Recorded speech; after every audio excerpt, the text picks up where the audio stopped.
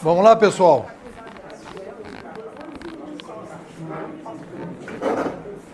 Tá todo mundo confortável aí? O pessoal que está de costas, se quiser, vira, fica a critério aí para não... Depois vai precisar fazer massagem, acupuntura aí para...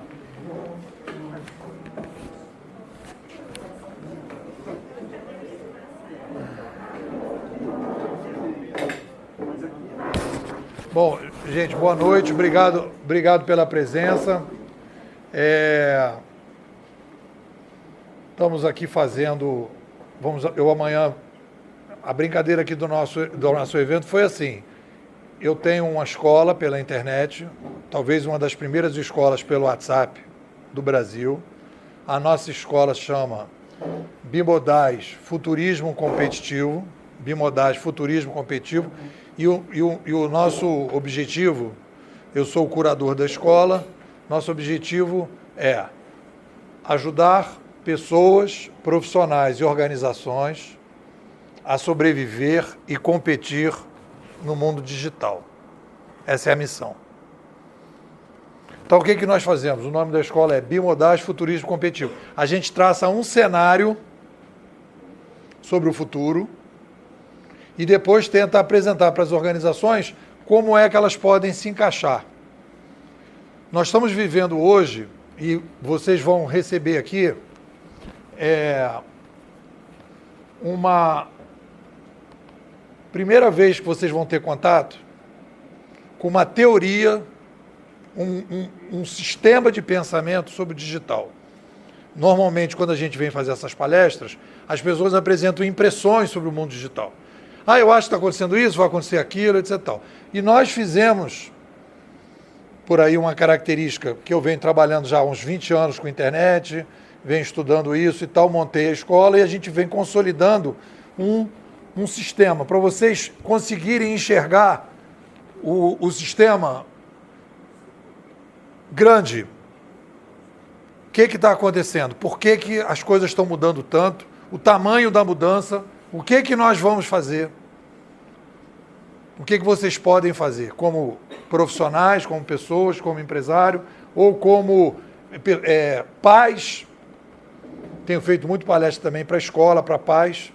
O que eu faço com meu filho? Meu filho vai para onde? O que ele tem que estudar? Como tem que estudar? Vocês têm que entender a dimensão da mudança que a gente está passando.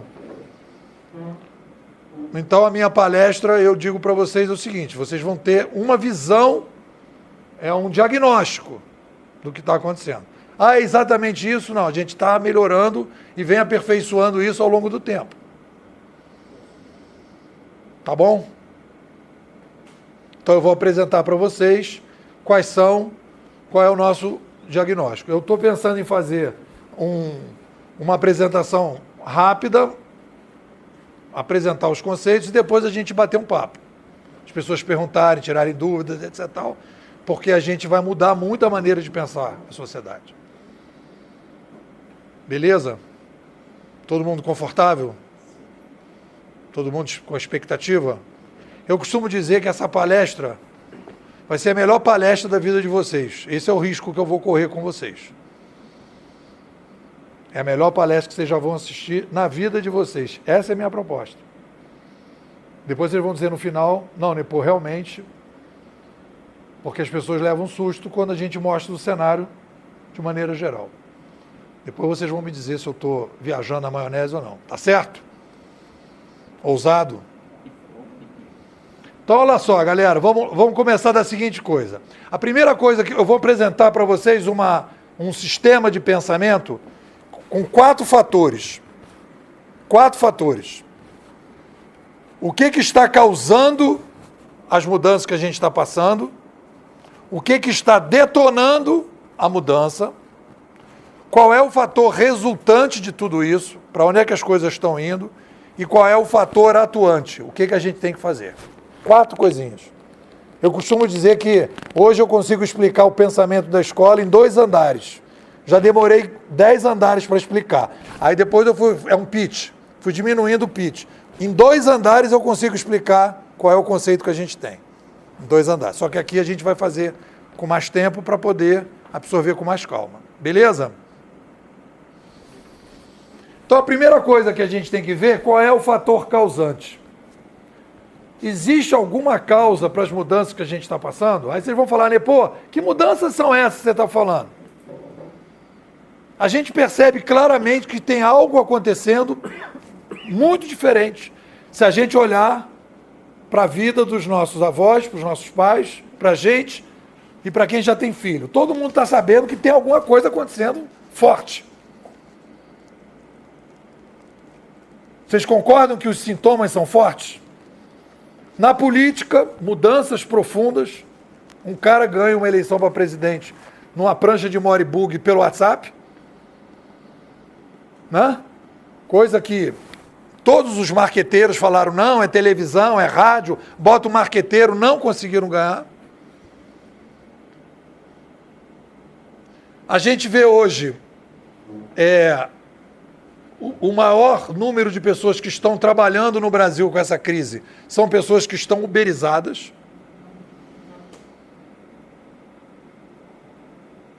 Você recebe um cidadão na sua casa que você nunca viu na vida e ele entra para dormir no quarto e você fica confiante e ele fica confiante em você, que nada vai acontecer.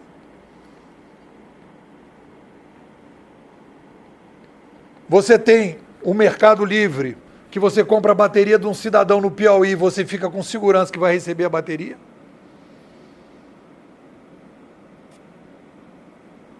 Você vê a nova geração. Eu tenho 3 filhos. Meus filhos não veem televisão, não leem jornal. Tem uma relação completamente diferente do que eu tinha quando eu tinha a idade deles. É outra coisa, outra galera. Sim ou não? O que eu estou falando é verdade ou é mentira? É fato o que eu estou colocando para vocês? Então há alguma coisa acontecendo maior do que a gente estava imaginando. Não é natural. Não foi uma passagem natural. Avô, pai, filho, que nem a gente, filho. Já está mudando muito. Então por que está mudando tanto? O que está acontecendo? Para onde a gente está indo? Teve agora o cidadão aí, o Harari, veio fazer palestra aí no Brasil, muito pessimista. Eu fiz uma análise do livro do Harari, né, muito pessimista. Eu estou extremamente otimista com o futuro. Vou mostrar para vocês que o futuro vai ser muito melhor do que a gente está vivendo hoje. O que está acontecendo? Vamos para o fator causante. Aqui em Goiânia, quando você tem um apartamento de um quarto só, muito apertado, lá no Rio chama kitnet, aqui é kitnet também. Todo mundo sabe o que é um kitnet? Vou dar para vocês a definição científica do kitnet. Definição científica do kitnet. É um lugar que você entra e já está na janela.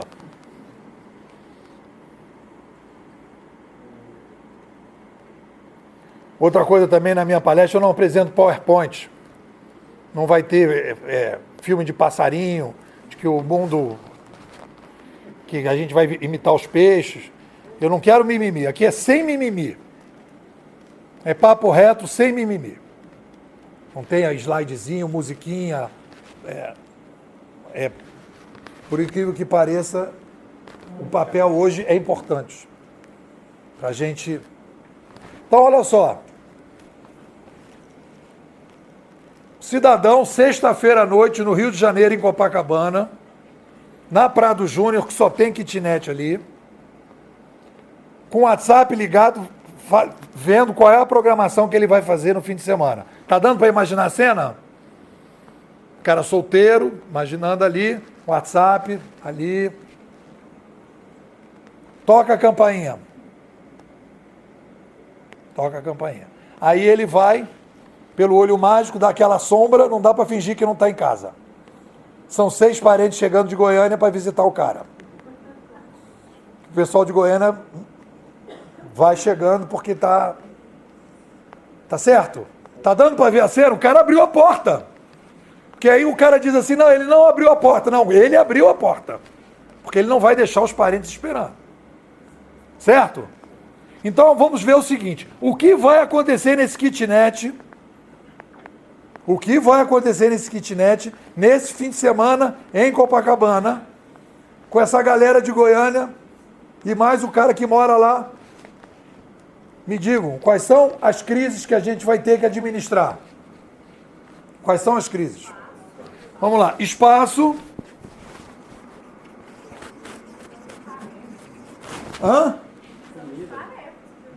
Logística. Comida.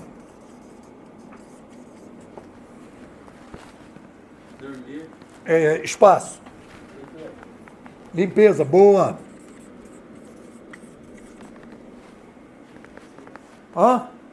Paciência, conflitos.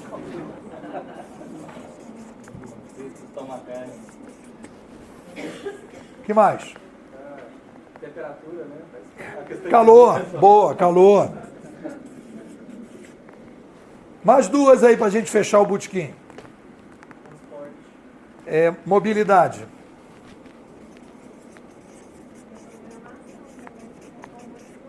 Aí já entra um pouco a logística, né? Programação e tal. Água, pode ser também? Sim ou não? Sim, água, né? Faz sentido isso, né? Então, olha só, galera. Fim de semana em Copacabana. O cara morava sozinho, chegaram 6 parentes. Esses são os problemas que a gente vai ter que administrar, sim ou não? Não dá para discutir que não vai ser possível administrar. Vai ter que administrar isso, sim ou não? Isso tem uma lógica. Depois vocês vão dizer, não, né, pô, tem ou não tem lógica isso? Tem. Beleza. Quantas pessoas moravam no nosso planeta em 1800? Alguém tem ideia? Um chute. 1800. Quem chuta um número? Um bi. Quem falou um bi? Um bi. Beleza, um bi. Quantos somos hoje? 7. Então vamos lá, galera. Chegou o presidente da ONU no Brasil para falar das crises mundiais. Nós tínhamos 1 bilhão de habitantes no kitnet, chegaram 6 parentes, somos 7. Vê se a gente não está vivendo as principais crises aqui do mundo. Espaço, habitação, logística, comida, limpeza, poluição, conflitos, calor, mobilidade, água, e a gente podia falar mais algumas coisas. Educação, saneamento, segurança. A segurança vai nos conflitos. Está dando para entender qual é o fator causante?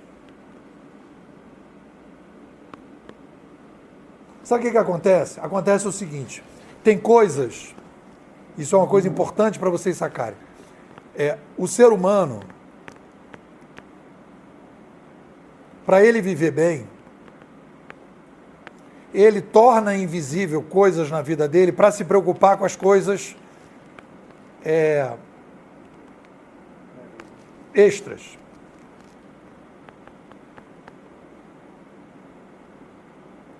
Eu uma vez escrevi um livrinho assim sobre o carro, né? Começava o livro assim, você tá com o seu carro não tem capota, né? Um carro conversível, sem capota, você está numa praia, aí você está vendo o vento batendo na sua cara, o sol, a praia, não sei o quê, papá. Tá vendo tudo isso? Tô. E o carro? Você esquece que você está de carro. O que você faz? Você torna o carro invisível. Você incorpora as coisas. Então a população, o tamanho da população, nós incorporamos o tamanho da população. A gente acha normal. Só que o que acontece? A população vai crescendo e nós vamos começando a ter problemas mais complexos e a gente acha que o mundo de 1 bilhão é o mesmo de 7 bilhões. A gente faz isso para, digamos, viver bem, só que no momento que a gente começa a ter determinadas mudanças, a gente não para pensar que nós saímos de 1 para 7 bilhões. O Brasil, chutem, quantas pessoas moravam no Brasil em 1900? Chutem. Alguém tem ideia? 1900? 30, não vale olhar no Google. 30 milhões. Quantos somos hoje? 200, batendo quase 210. 7 vezes em 100 anos. 100 e poucos anos. Aí quando o pessoal fala, o Brasil está em crise, não tem comida, não tem habitação, não tem educação. Malandro, qual foi o problema? Sexo. Sexo. Eu fui ao Nordeste fazer palestra, aí no meio da rua, encontrei o cara. Aí falei assim, só para curiosidade, quantos irmãos você tem? 10. O cara tinha minha idade, 10 irmãos. Né? Quer dizer, teve um período que as pessoas tinham 10 filhos. E aí as pessoas acham que o Brasil, todo mundo vai ter 10 filhos e tudo vai se resolver, como se fosse assim uma espécie de varinha mágica. Mas vai ter educação para todo mundo, saneamento para todo mundo, estrada para todo mundo, por quê? Olha a complexidade. Está dando para entender a situação? Então vamos trabalhar com um conceito, olha só, um conceito novo. Isso faz parte dessa visão que vocês vão ter diferente. Nós temos uma coisa que o ser humano tem, que a gente não sabia que tinha, mas que a gente agora tem que saber, que se chama o seguinte, complexidade, olha o conceito, demográfica progressiva. Isso é uma característica da nossa espécie. Complexidade demográfica progressiva.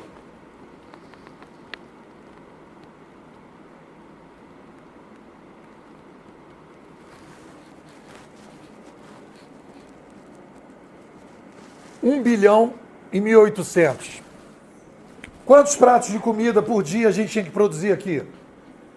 Se a gente vai imaginar 3 vezes ao dia. 3 bi.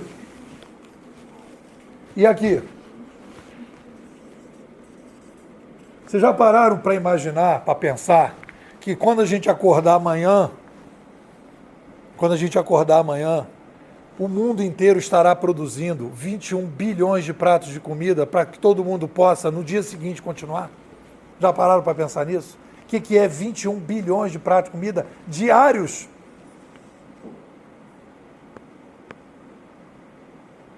Já era enrolado com 3 bilhões e 1.800, com 21 bilhões.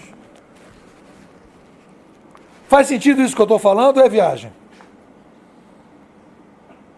Porque isso se chama sobrevivência. Hoje a escola nossa, a gente estuda antropologia da sobrevivência. A gente estuda quais são os fatores que levam o ser humano a ter problemas de sobrevivência. Então, o primeiro fator fundamental para entender o mundo é entender que a nossa espécie é a única espécie viva que cresce demograficamente, conectada, interconectada. Porque uma vez eu fui fazer palestra lá para o pessoal da Alemanha, a galera falou, e as baratas e os ratos? Eu falei, mas as baratas e os ratos não usam WhatsApp. As baratas e os ratos não precisam exportar de um lado para o outro para produzir. Eles se viram sozinhos. Não tem interconexão entre o grupo de ratos que mora na fazenda do meu primo lá, não sei aonde, e a outra fazenda. Os ratos não se comunicam, resolvem os seus problemas ali no próprio ambiente. Nós não. Nós temos que nos conectar. Por quê?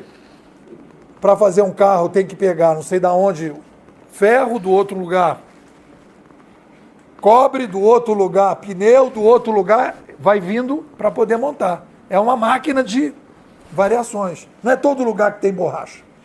Não é todo lugar que tem cobre. Não é todo lugar que tem minério. Então tem que juntar tudo para poder fazer. Então esse conceito é fundamental para a gente pensar o futuro. Nós vivemos a complexidade demográfica progressiva. E nós estamos falando em 2050, 10 bilhões de pessoas. O que significaria uma complexidade básica de 30 bilhões de pratos de comida todos os dias. É por isso que quando você, caso da Venezuela, quando você desestrutura o sistema produtivo, rapidamente começa a passar fome. Porque já era complexo antes, ficou muito mais complexo agora. E é rápido o problema, não é mais tão demorado como era antigamente. Você desestruturou o sistema produtivo, começa a passar fome rápido. Porque tem que gerar todo dia pratos de comida, senão não funciona. Tem que ter a padaria na esquina.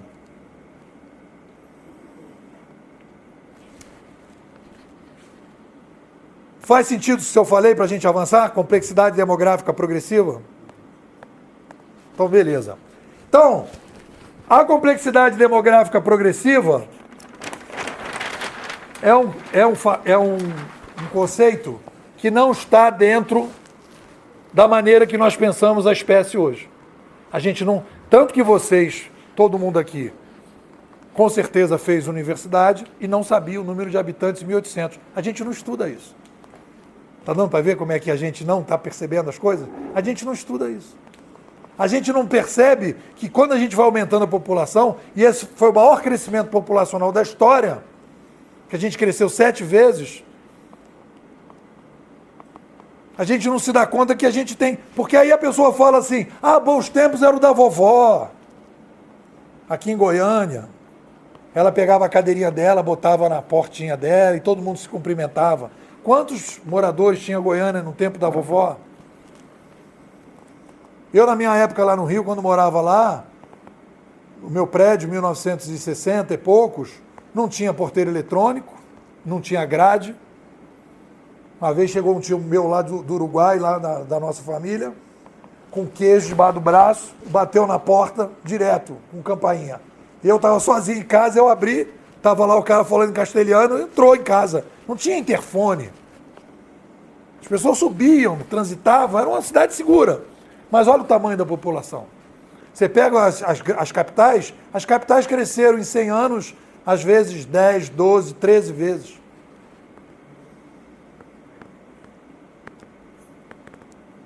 Não vai ter uma vida igual com muito mais gente, não tem condição. Então nós vivemos a complexidade demográfica progressiva. As outras espécies não vivem isso. Isso é importantíssimo para a gente entender o futuro, para vocês entenderem a mudança que a gente está passando. Qual é o fator causante?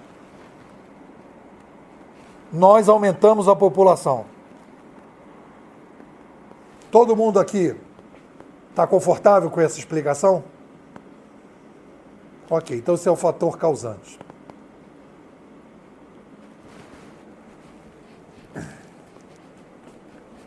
Então, fator detonante. Por que a gente começou o processo de mudança e qual é o fator que faz com que a gente... Então, vamos pegar o seguinte, galera. Vamos aumentando a população. Já começamos a ter uma crise caminhando. Essa crise é invisível. Ela vem caminhando. As pessoas não estão bem atendidas, nem qualitativamente, nem quantitativamente. Está faltando coisa. Principalmente nos países que cresceram muito rápido no terceiro mundo. Os países de primeiro mundo não cresceram tão rápido assim. Então a gente vai crescendo. China, Brasil, Índia, vai nesse pico. 7 vezes, 8, 10, vem aqui. Então aqui nós temos um problema de quantidade e nos países de primeiro mundo de qualidade. Porque os produtos são muito massificados, padronizados, as pessoas não estão satisfeitas. Há uma insatisfação geral. Qual é o ponto em que nós vamos dar a virada? Qual é o início do fator detonante? O que detona o início do processo? Quem que chuta aí? Uma ideia. Não. Existe uma coisa que vem, que começa a mudança. A revolução. Quase isso. Conectividade. O que acontece? Aparece uma nova mídia. Uma nova mídia. Depois, o que é mídia? Mídia vem de meio. Meio. E aí nós vamos entrar com outro conceito importante para a gente falar de mídia, para entender que tem uma outra invisibilidade que a gente não vê, que são as tecnologias. Nós olhamos para as tecnologias, nós estamos cercados de tecnologias nessa sala, e a gente acha que tecnologia é só o celular. Me liga a menina lá para fazer uma matéria para aquelas grandes empresas, pequenas empresas, grandes negócios. Pô, e as tecnologias na sala de aula? Aí eu falo, quais tecnologias você está falando? Quadro negro? Giz? Carteira? Apagador? Ela acha que isso não é tecnologia. A gente não acha que isso é tecnologia. A gente acha que tecnologia é o PowerPoint que vai ser apresentado em sala de aula, é o quadro mágico que vai apresentar o Google, é alguma coisa que vai entrar de novo. Aí ela falou, não, as novas tecnologias. Está dando para ver como a gente começa a não entender que a tecnologia faz parte da espécie? Aí a gente vai para o conceito de tecnoespécie, para chegar na mídia. Tecnoespécie. Por que a gente é uma tecnoespécie? Olha só, no dia que nós estávamos nas cavernas, teve uma assembleia dentro da caverna, e a galera falou, gente, do jeito que a coisa está, nós vamos se ferrar nesse mundo. Olha o macaco cheio de rabo, pulando de um lado para o outro, nós não temos rabo. Olha o leão, cheio de garra, com aquele bocão, nós não temos nada disso. Vamos caminhar para uma outra parada aí, cara. Vamos ser uma espécie tecnológica. Foi aí que o Sapiens começou a vida dele. Foi a opção para a gente poder sobreviver. Então, tem um Sapiens, tem tecnologia. Não tem tecnologia, não tem Sapiens. Mandei fazer um filme especial para falar na palestra.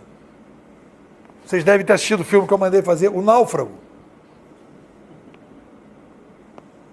O cara cai do avião, vai para a ilha deserta. O que ele faz? O que é aquele filme ali? Ele refazendo as tecnologias para sobreviver. Pega o patins para cortar coco, pega não sei o que para depois fazer aquele barquinho para ele sair, vai fazer o fogo, inventa uma lança. No início ele está perdidão. Daqui a pouco ele aparece todo fortinho, com a roupinha esperta, já dominando tudo. Tecnologia, sim ou não? Me dá raiva aquele filme. É isso aí. Vamos lá, senhor. Isso aqui é o nosso patrocinador. É, tá bom, né, pô? Beleza. Então, como eu estava falando do negócio do Guilherme, né? A gente estava comentando aqui sobre o Guilherme, né? Então, tecnoespécie, galera. Tecnoespécie. Tecnoespécie. Somos uma tecnoespécie. O náufrago faz todo o movimento de recuperação das tecnologias. E a gente não vê isso. Então, são fatores invisíveis que a gente não consegue enxergar, que estão modificando a espécie e a gente não está vendo, porque a gente está preocupado com as coisas pequenas. As coisas grandes estão acontecendo no alto e a gente está olhando aqui para baixo. A gente vive o cotidiano e isso está acontecendo na estrutura e não no dia a dia. É isso que está matando as empresas. Porque as empresas trabalham com uma coisa que a filosofia chama, que é a indução, trabalha com curto prazo. E nós estamos tendo mudanças de macro cenário. E a organização acha que é perda de tempo pensar nisso que eu estou falando aqui para vocês. E elas continuam tentando resolver o problema aqui embaixo. E não conseguem por quê? Porque não entendem o que está acontecendo em cima. Tem que subir na montanha. Então, beleza. Então, tecnoespécie. O Sapiens opta pela tecnoespécie. Ele opta por ser uma tecnoespécie. Aí tem uma menina que fez vários cursos comigo, a Mônica. que ela era era uma menina revoltada em sala de aula. E eu acho bom ter revoltados, porque sempre ajuda. E aí a Mônica chegou para mim e falou assim, eu não sou uma tecnoespécie, eu sou natureba. Eu falei, opa, só porque você tem aquela casinha em Mauá, Mauá lá no Rio é um lugar de, fica 2h30 perto de Penedo, Resende ali, indo para São Paulo. Eu falei, Mônica, eu vou fazer um teste natureba com você, para ver se você realmente é natureba. Vamos fazer um teste? Vamos. Mônica, como é que você vai para sua casinha em Mauá? Ah, eu vou com o meu jipinho. Eu falei, opa, jipinho é o quê, Mônica? Tecnologia, Mônica. Você tem que ir a pé para sua casinha. Aí ela, tinhosa, né? Então tá, eu vou a pé. Vou pegar o meu sapatinho da Vonner, minha botinha da Vonner e vou a pé. Eu falei, opa, botinha da Vonner, Mônica? Botinha é o quê, Mônica? Tecnologia. Tu tem que ir pelada. Aí ela falou, então tá, eu vou pelada, mas vou pela beira da estrada. Eu falei, opa, Mônica, não só você vai ter um risco ali na beira da estrada pelada, como estrada é o quê, Mônica? Petróleo transformado é tecnologia, Mônica. Tu tem que ir pelada pelo meio do mato. Aí ela falou, mas então eu vou a cavalo. Eu falei, tudo bem, Mônica, cavalo não é tecnologia. Agora, você vai sem sela, sem nada, Mônica. Não pode botar nem paninho. Pelado em cima do cavalo, sem nada. E quando chegar em Mauá, não pode passar pomada também não, Mônica. Porque pomada é o quê, Mônica? Pomada é tecnologia, Mônica. Aí ela vai para a casinha dela de Mauá, o que ela está dizendo na casinha dela? Não tem luz, não tem fogão de gás, né? E a casinha é toda de madeira, não é de tijolo. Fogão a lenha é tecnologia do vovô e da vovó. Lampião é tecnologia do vovô e da vovó. Que é tecnologia também. Um belo dia não tinha lampião. Foi inventado. E as pessoas achavam um absurdo botar o lampião, né? Porque, estava tirando o astral. E aí as pessoas botaram o lampião. E a casinha de madeira é uma casinha que tem tecnologia. Que a madeira tem que ser cortada, arrumada, amarrada e colocada ali. Sim ou não? Então, está dando para entender que a gente não enxerga as tecnologias como parte integrante da espécie? Então, o que dizem os pensadores que a gente segue? Eles dizem o seguinte, o ser humano é uma tecnoespécie que vai enroscado com a tecnologia. Mudou a tecnologia, mudou a espécie. Se eu posso, outro dia eu estava lá no Rio, olha só a situação, a cabeça da gente. Eu era um ser humano sem patinete, na minha cabeça. Então estava dentro do ônibus, sem patinete na minha cabeça, era um ser humano sem patinete, esperando o engarrafamento. 2 dias depois, eu baixei o aplicativo do patinete. Eu já era um ser humano com patinete. O que eu estava dentro do ônibus olhando? Se tinha patinete, para descer do ônibus para pegar o patinete. Está dando para entender a mudança rápida? Um ser humano sem patinete e um ser humano com patinete. Um ser humano que não pode voar e surge o avião, eu passo a ser um ser humano voador. Eu sou um ser humano que não pode andar debaixo d'água, surge o submarino, surge lá os equipamentos, eu posso a ser um ser humano subaquático. Surge um foguete, eu passo a ser um ser humano intergaláctico. Eu tenho telescópio, eu vejo mais longe, eu mudo a visão que eu tenho do universo. Eu tenho um microscópio, eu consigo ver, lá no Rio tem a Fiocruz, tem um microscópio eletrônico, eu fui fazer uma visita no sábado, Aí o cara bota uma gota de chuva. Aí quando você vai olhar a gota de chuva, tem o mundo rolando na gota de chuva. É uma galera inteira lá se mexendo naquela coisa, um comendo o outro batendo no outro. Você fala, cara, na gota de chuva, essa parada toda, você não vê. Joga lá o Hubble lá para cima, você começa a ver galáxias que você não via. Hoje nós estamos falando de bilhões de galáxias. Bilhões. Tecnoespécie. Então, o que acontece falando do fator causante? As coisas estão relacionadas. Eu aumento a população porque sou uma tecnoespécie. E por ser uma tecnoespécie, eu posso aumentar a população. Faz sentido isso? Porque no momento que eu não tenho patinete, eu boto patinete, eu resolvo um problema de mobilidade que eu não conseguia resolver. Então está tudo engarrafado patinete. Está tudo engarrafado bicicleta com aplicativo. E eu vou de um lado para o outro de bicicleta com aplicativo. Eu vou resolvendo os problemas. Então, isso, galera, muda completamente. E é por isso que eu digo que a minha palestra vai ser a mais importante que vocês já assistiram, porque muda muito a maneira de pensar a gente, o ser humano. Quando a gente começa a se ver como uma tecnoespécie que cresce demograficamente. Demora mais tempo para morrer. Demora mais tempo para morrer. E aí o que acontece, galera? As tecnologias vão sendo inventadas, vão sendo criadas, vão modificando a espécie. Mas tem uma tecnologia, que é a mídia, que é o que a gente pode chamar de placa-mãe. Tudo que eu estou falando para vocês são coisas novas que a gente está desenvolvendo, são teorias. É o estado da arte, do pensamento sobre o mundo digital, sem mimimi. Aqui não é mimimi, estou apresentando conceitos para vocês.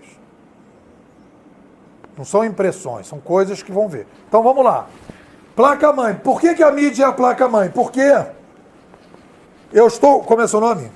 Danilo. Estou conversando com Danilo. Primeira mídia que nós inventamos. Conversando com Danilo. Oral. Intermediação oral. Só tenho eu condição de conversar com o Danilo, não tem outra. Antes disso, era linguagem de Libra. Galera não conseguia falar, então ninguém conseguia resolver grandes problemas, porque o cara não conseguia se entender. Primeira linguagem, Libra, gestos. Vai para a oralidade. Vai pegar o estudo da galera, o que acontece? O ser humano mudou o cérebro, mudou a parte toda da boca, desenvolveu todo um modelo diferente para poder falar. Primeira revolução que nós tivemos, a passagem dos gestos para a oralidade. Para vocês entenderem o tamanho do pepino que vocês vão pegar. Então isso acontece há 70 mil anos. Quando você tem essa passagem, você vai ver isso no livro do nosso amigo Harari, que foi o melhor livro dele, o primeiro. Lá no início ele vai falar da revolução cognitiva oral. O ser humano não falava, quando começa a falar, sofistica a linguagem. Sofistica a linguagem. E aí o que acontece? Nós inventamos as aldeias, deixamos de ser nômades, domesticamos os animais e passamos a ser agricultores. Por quê? Porque nós sofisticamos a comunicação. Então olha só o que eu quero trazer para vocês. Como é o seu nome?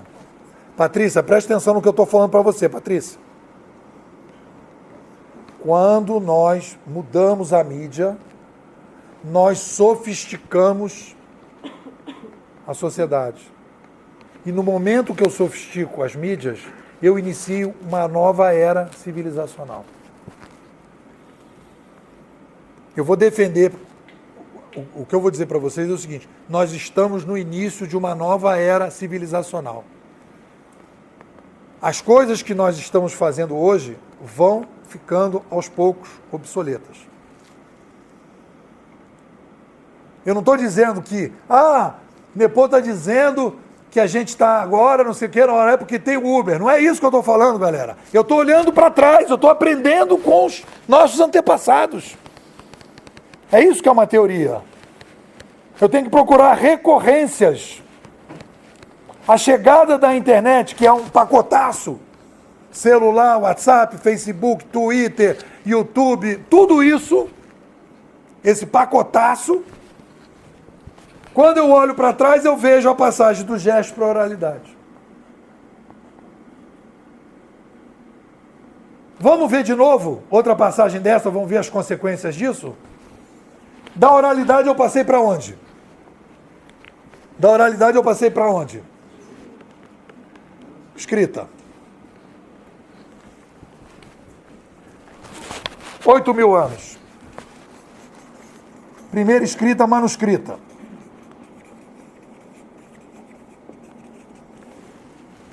Nepô, não mudou nada com a escrita manuscrita. Então vamos começar. O cara sobe em cima de uma montanha, bate o papo com Deus, vem debaixo do braço com o quê? 10 mandamentos. O 10 mandamentos é o quê? É uma pedra. Com o que está dentro daquela pedra? Escrita. Se não tivesse escrita, não tinha 10 mandamentos. Sim ou não?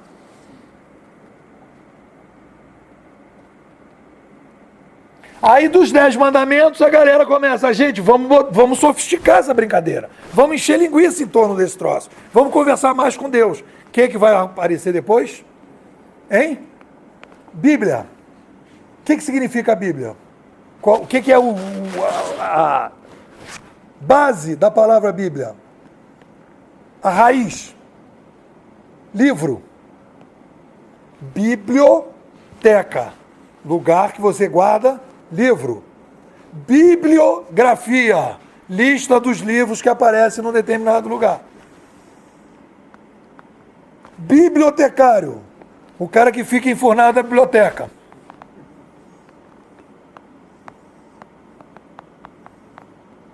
Então, no momento que a gente começa a escrever, a gente supera as aldeias, as tribos, as brigas das tribos. A gente supera isso aqui. As tribos brigavam entre elas. É que nem time de futebol. Você imagina que era time de futebol, mas vivendo como se fosse pessoas. Então, era uma brigalhada danada. Quando aparece a escrita manuscrita e aparece a Bíblia, aparece o conceito de Deus. E Deus vai fazer o quê? Vai unificar as pessoas em torno. E as tribos começam a parar de brigar. Teve um sentido importante do ponto de vista social.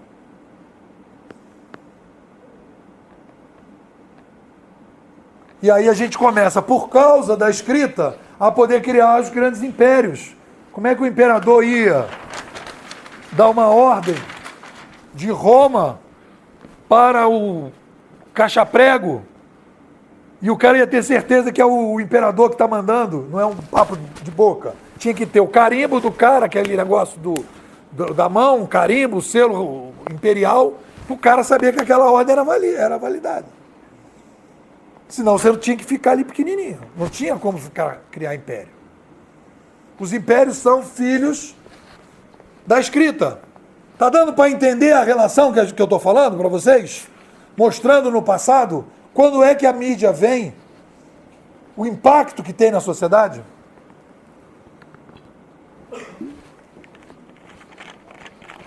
Qual é a outra passagem? Da escrita manuscrita para a escrita impressa. Quando é que essa brincadeira começa? 1450 na Europa, na Alemanha. Gutenberg lá queria vender Bíblia mais barata, as coisas que rolavam ali, né? Vender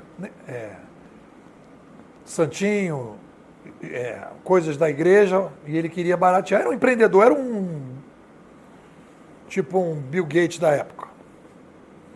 O cara não tinha vontade de mudar o mundo, ele simplesmente queria vender, era empreendedor, queria ganhar dinheiro.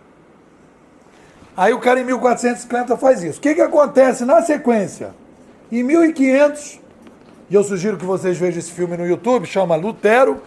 Em 1500, Lutero começa a publicar e criticar a Bíblia, que era escrita em latim, a missa que era escrita em latim, as coisas que estavam acontecendo. Começa a Reforma Protestante, aí a partir da Reforma Protestante, todo mundo tinha que ler a Bíblia, ele traduz a Bíblia para o alemão, deixa de ser em latim, e os outros países também começam a traduzir, cria uma escola do lado das igrejas, e a partir daquela escola, você vai formando uma galera, a galera vai criando, aí cria o sistema da república, o sistema de livre mercado, e tudo se modifica, toda a mudança que a gente passa a ter da sociedade contemporânea, começa em 1450. Qual é o primeiro cara que vai fazer o início dessa mudança? Lutero, 1500. Tudo que a gente está assistindo hoje, tudo que a gente tem, e depois que consolida, se vocês olharem o mapa da demografia, em 1800, consolida as reformas, república, as monarquias se tornam monarquias republicanas ou acabam, você cria o sistema de livre mercado, em 1800 você termina a Revolução Americana, a Revolução Francesa, e todo mundo começa a usar a república, tem as revoluções industriais, as revoluções científicas. Se você for ver um gráfico, vai no Wikipedia, você vai ver 1800, nós estávamos em 400, aqui nós estávamos em 450 mil, aqui nós chegamos a 1 bi, e aí faz assim, ó.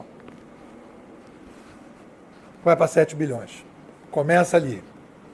Lutero, 1450, revoluções, 1800, e a partir daí nós fizemos esse pico aqui. E nós subimos para 7 bilhões. Então o que eu estou dizendo que é o fator detonante? É a chegada de uma nova mídia.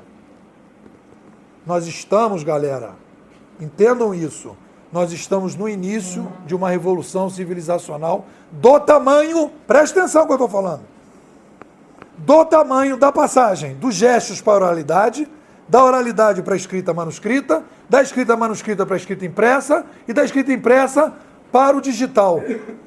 Então nós estamos fazendo uma mudança que demorou milênios, que teve impactos fortíssimos. E as empresas acham que vão apenas fazer um design thinking, que vão focar no cliente, em vez de dar facada no cliente, agora é focada no cliente. E que vão colocar umas tecnologias aí, juntar umas tecnologias, e tudo vai ficar igual. Está dando para entender que não vai ficar igual? Está dando para entender que, se quiser pensar daqui a 10, 20 anos, tem que entender a grande mudança que está acontecendo. Para onde nós estamos indo? Então, fator detonante, fator causante, demografia. Fator detonante, nova mídia. Faz sentido isso que eu estou falando? Sim ou não? Está dando para entender a cacetada? Aqui só tem garotada jovem, só meu primo ali que é mais velho, já quer se aposentar, pode se aposentar, é a hora de aposentar. Não dá mais não, né?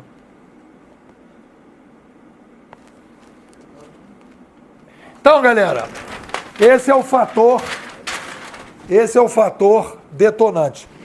A faísca é a chegada da internet. Só que a internet, ela é o fator detonante, ela não é o fator resultante, consequente. Qual é a demanda? Qual é a demanda? Aí nós vamos entender, olha só. Então o que a gente vai entender? Nós vamos entender aqui uma coisa totalmente diferente do que vocês pensaram, que vocês ouviram, que vocês aprenderam. Esquece tudo, começa do zero.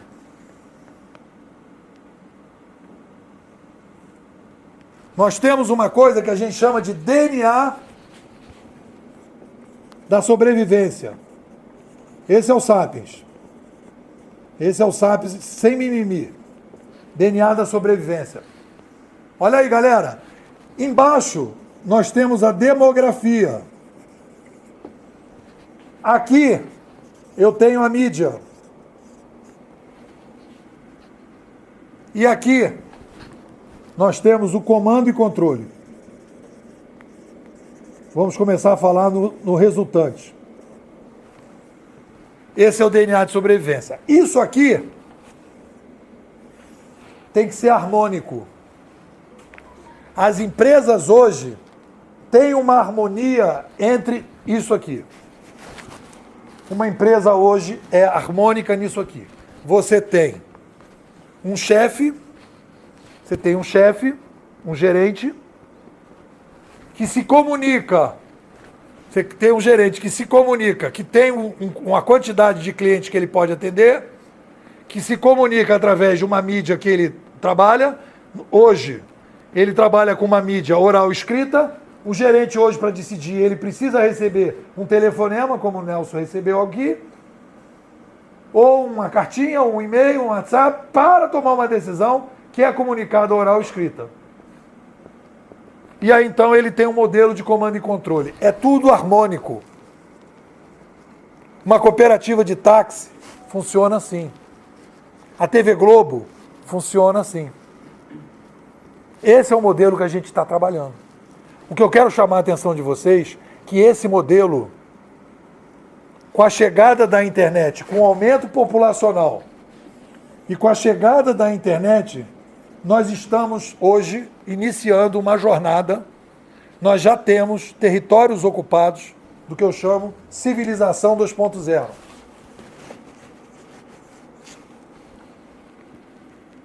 A civilização 2.0, ela introduz, em função do tamanho da população, 7 bi, ela introduz uma mídia digital e ela cria um modelo de comando e controle que eu vou chamar, no popular, uberização. Internamente na escola a gente chama de curadoria. E eu chamo o modelo hoje atual de gestão. Então tem gestão, que é o que a gente está vivendo, e aqui a gente passa para a curadoria. Nepô, o que é a curadoria, o que é a uberização? É um novo modelo de comando e controle. Por que eu estou criando esse novo modelo de comando e controle, galera? Ele vem resolver a crise demográfica. Entenda isso. O Uber vem resolver a crise demográfica de uma maneira mais inteligente. A uberização vai dar respostas para a população, para o cidadão, para o consumidor, de forma mais inteligente do que hoje. Como é que funciona isso, Nepô? O que é a característica desse novo modelo de comando e controle? Qual é a grande mudança? Número 1, não tem gerente. Tem algum gerente aqui? Não vai ter mais. É por isso que as pessoas não gostam da minha palestra, porque eu digo que o cara vai acabar, aí o cara fala, não quero te contratar. Porque o cara que me contrata é o gerente, eu chego lá e digo que ele vai acabar, o cara não me contrata.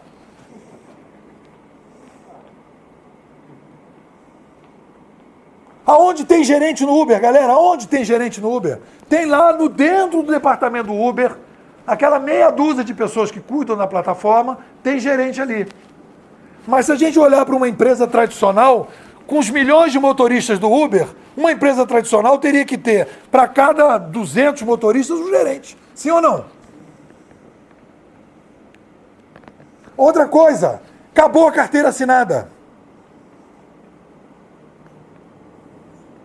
Não tem carteira assinada. Carteira assinada amarra. Se o cara é um mau motorista, ele tem que sair da plataforma, não pode ter burocracia, tem que sair na hora. Não tem carteira assinada. O usuário não fica conversando com a empresa, que as pessoas, nós precisamos ouvir os usuários. O usuário não quer ser ouvido, o usuário quer mandar. O usuário quer comandar o botequim. No Uber, o cara manda. Se o motorista não está atendendo, o cara sai. No Airbnb ele manda. No Mercado Livre ele manda.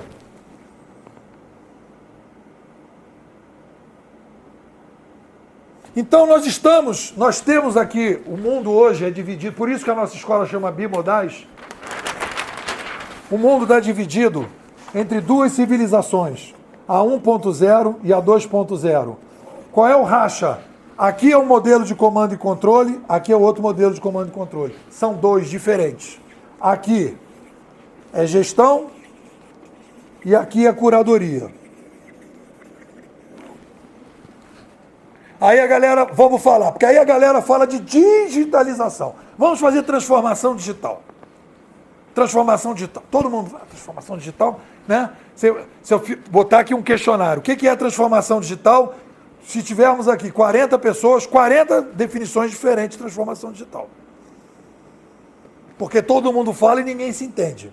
Que é bom nessa crise, porque todo mundo finge que está fazendo a mesma coisa e ninguém está fazendo nada. No Brasil, aliás, tem um pouco isso. O cara me convidou para fazer um trabalho, o cara falou assim, olha, pô, queria que você viesse fazer aqui um projeto de inovação na minha empresa. Bacana. Eu falei, legal. Ó, inovar pode, não pode é mudar nada. Inova à vontade, mas não muda nada. Então, galera, olha só, presta atenção. Nós estamos indo da gestão para a curadoria. Então, nesse momento, a gente começa a perceber um novo modelo de comando e controle. E a galera está falando de digitalização. Vamos dar um exemplo claríssimo para vocês da diferença. TV Globo.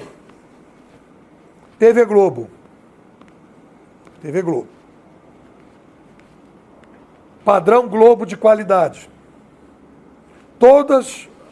Tudo que entra na TV Globo passa por um gerente, sim ou não?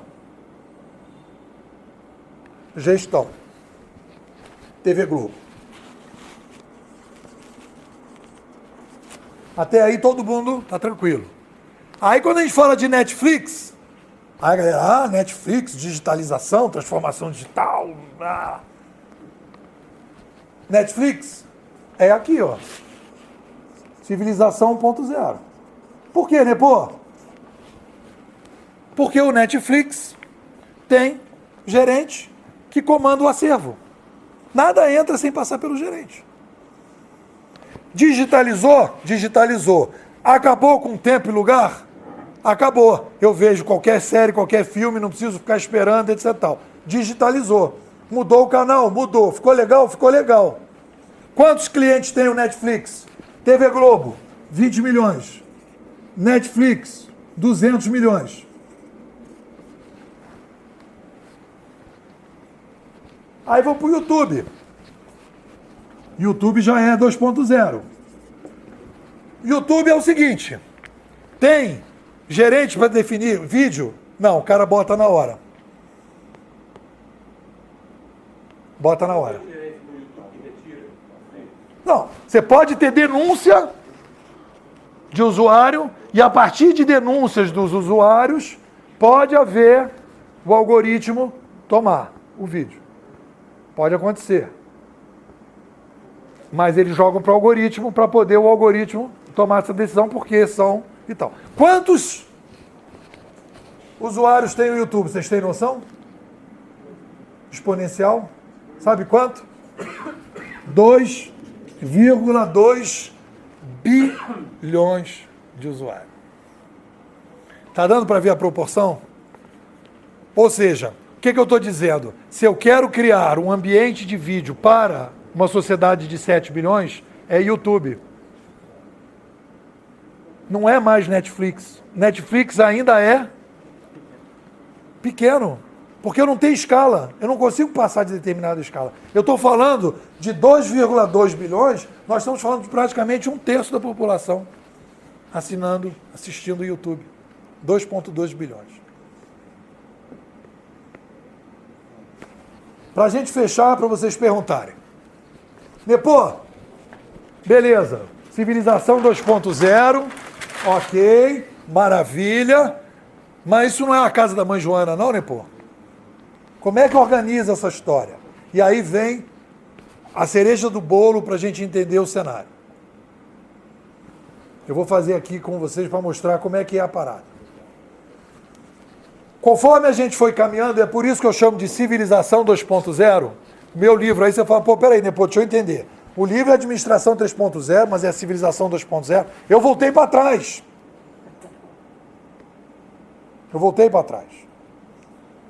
Eu mudei. O livro não é que está velho, mas eu mudei. Eu vou explicar por que eu mudei. Tem um conceito. Então, olha só.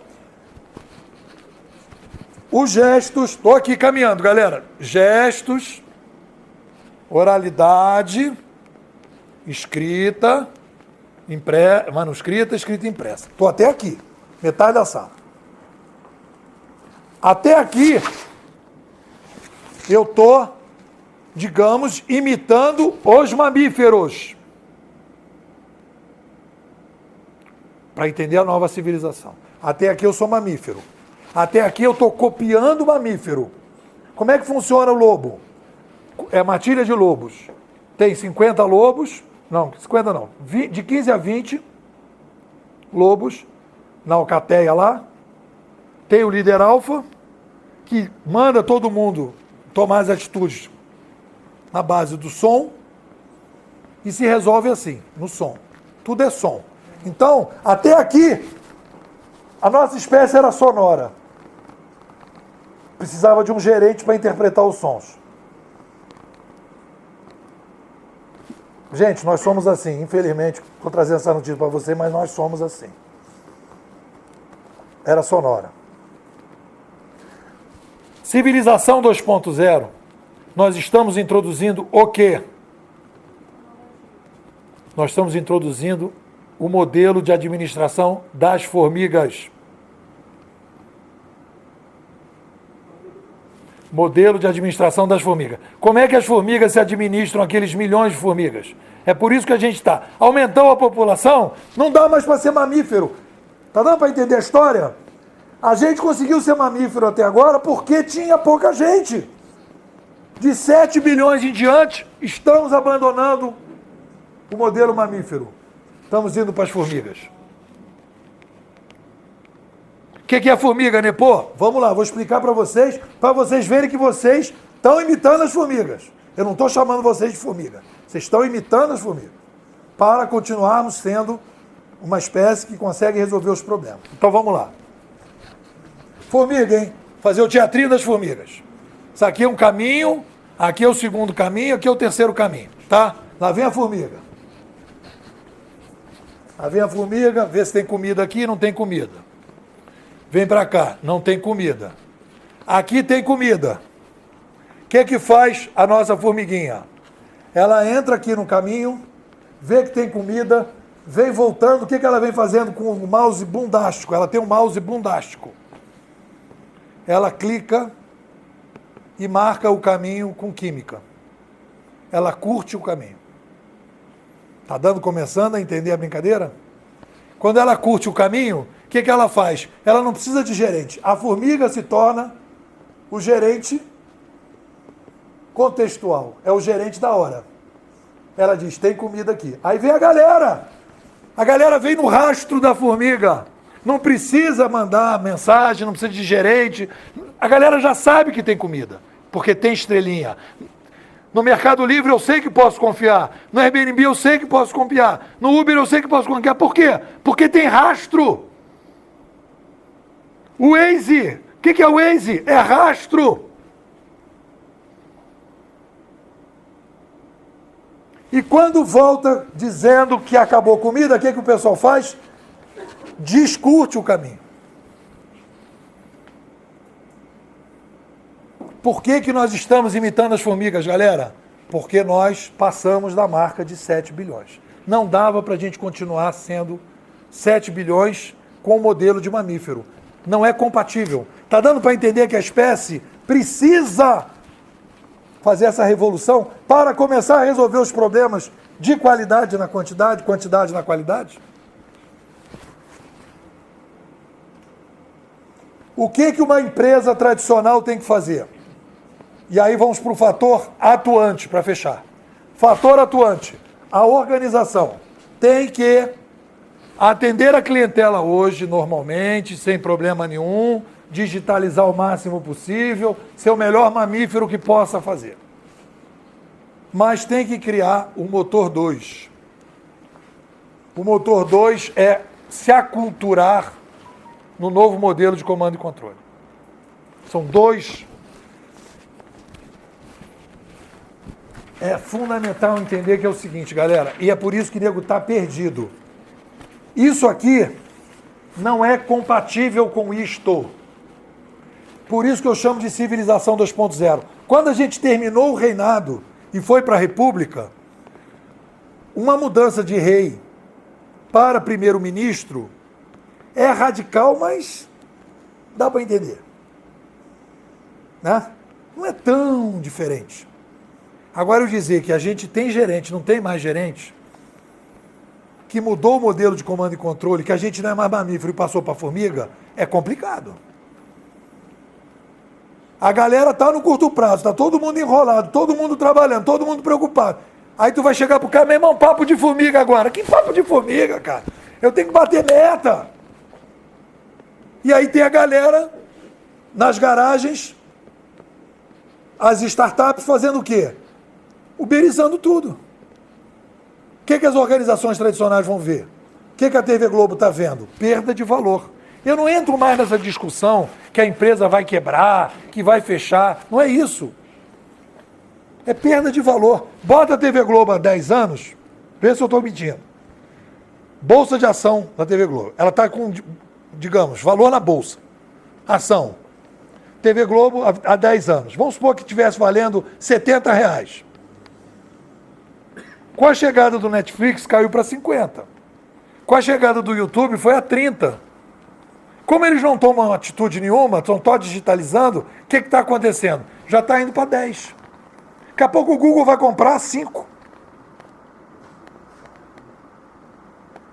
Então, o fator atuante é criar essa área separada, ter a noção de que nós estamos indo para um outro mundo e que se tem que se preparar para esse novo modelo de comando e controle, para a uberização.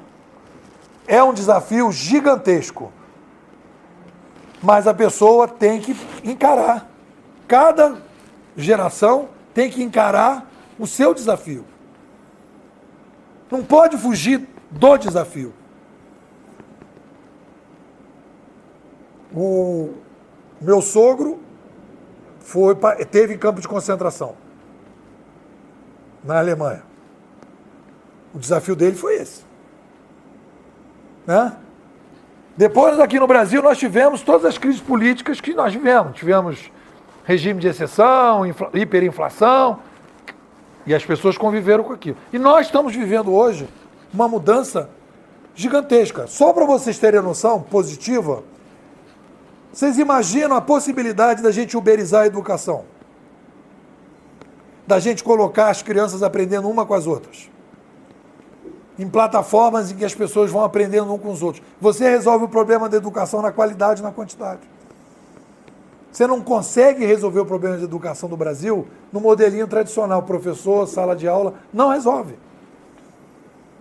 Tem que uberizar, tem que wazerizar a educação. Quando a gente fala isso para os professores, eu quero me bater às vezes. Você está sendo indelicado. Eu falo, não sou eu que sou indelicado. É o novo século que não quer saber de vocês. Medicina, o direito. Para que o cara vai precisar de um advogado se tem uma plataforma que todo mundo negocia um com os outros? E nós estamos falando, galera, só para fechar, nós estamos falando da uberização 1.0. Porque já está aparecendo como demanda, não tem produto ainda, que é a uberização 2.0 ou a blockchainização. Em que você imagina uma plataforma como o YouTube descentralizada. Que vai aí ser um segundo ciclo ainda mais radical. Então eu tenho feito essas palestras, tenho apresentado para o pessoal, a nossa escola tem crescido, eu convido vocês para participar da escola. A gente tem cursos pelo WhatsApp, tem formação, tem grupos setoriais, faço leituras compartilhadas, agora detonei o livro do Harari, esse último dele, né? A gente tem estudado, temos alunos recorrentes e estamos tentando apresentar para o mercado uma visão mais sofisticada, com menos mimimi, apresentando comparações do passado e não ficando achando que pequenas ações vão resolver o problema. Não vão. Bom, era isso, galera. Fala. Aí eu posso falar um pouquinho? Com vontade. Aí vocês devem estar perguntando, pô, o que esse doido vai fazer com QG, né? Tem uns 6 meses que eu escuto o Nepô todos os dias no grupo de WhatsApp que a gente tem aqui do Centro-Oeste. E não adianta, você muda a visão. E eu comecei, nesse projeto de descentralização do comando e controle, eu comecei a fazer alguns testes. E, por exemplo, hoje o iFood tem essas avaliações. Eu peguei um modelo e testei em junho com os franqueados, no nosso comitê de franqueados, falei, olha, franqueado que melhorar a sua performance vai começar a pagar menos fundo de marketing. E aí, o franqueado, isso aí não é possível, isso não funciona não, a gente tem volume. Enquanto eu tinha um franqueado que era 4.8, tinha pouco volume, todo mundo falou, ele tem esse 4.8 que é pouco volume. Mas eu tinha um cara lá de Águas Claras que era o maior volume nosso e com nota 3.9. Mas na hora que eu falei, que eu lancei o projeto, em julho, ele de 3.9 subiu para 4.5. Eu falei, epa, peguei. Qual que é a ideia? Nós vamos agora, amanhã e depois, estou indo para fazenda hoje, viu, Nepô? O que você bebe? Sei, cara. Porque nós vamos viajar 2 dias agora. Tem muito álcool. Vamos lá. E qual que é a ideia? Civilização 3.0.